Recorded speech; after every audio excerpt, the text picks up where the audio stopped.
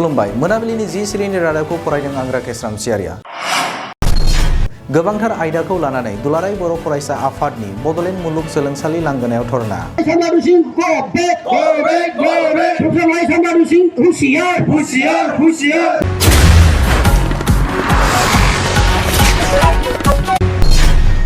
भारतीय आर्मिनिफ्राय पाटकिजुलि गोजौ फरायसालिनि फरायसाफोरनो साइकेल राननानै होदों।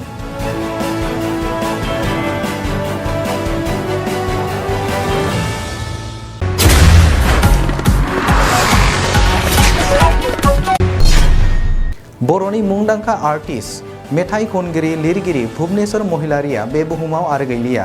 बिथांनि जोबथा गोथै सह'खौ गावनि आंगो गामि सालबारियाव बिदाय होबाय।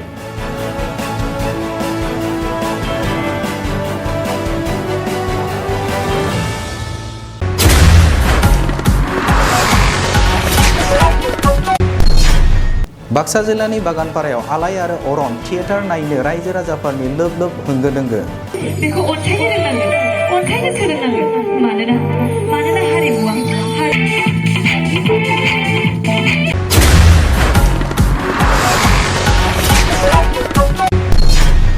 GT all India police archery चेम्पियनशिपआव बिमुना ब्रह्म, रिता बसुमतारी, आमिना माझी, बिनामणि राभा बिथांमोना आइजो आर्चारी बादायलायनायाव सनानि मेडेल देरहासारनो हादों।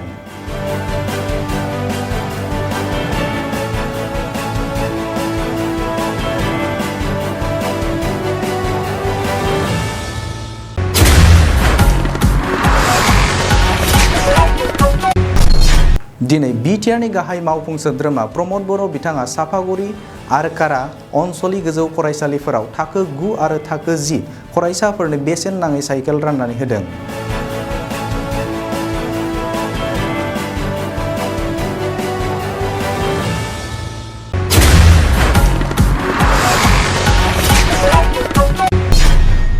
नर्थ इस्ट फ्रन्टार रेलवेआ 133थि मौलाना आबुल कालाम आजादनि जोनोम सानखौ नर्थ इस्ट फ्रन्टार रेलवेनि गाहाय मावख'आव फालिदों।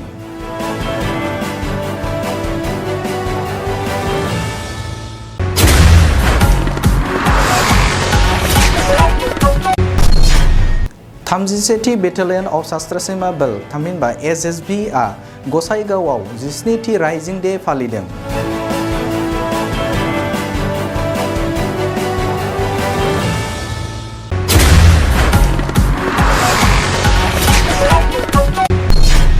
मुंदांखा रेडिअ' टिभि मेथाइ रोजाबगिरि महरगिरि भुबनेश्वर महिलारिनि हरखाब रुंसारि जानायाव बर' थुनलाइ आफादा गोथौयै दुखु मोननाय फोरमायदों।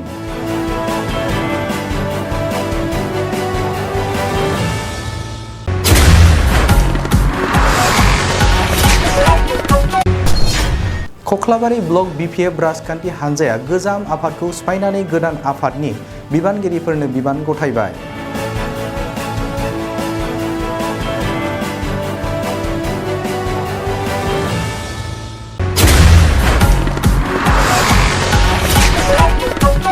दिनैनि मोनाबिलिनि जि सिरिनि रादाबा एसेनोसै। गोजोन्थों।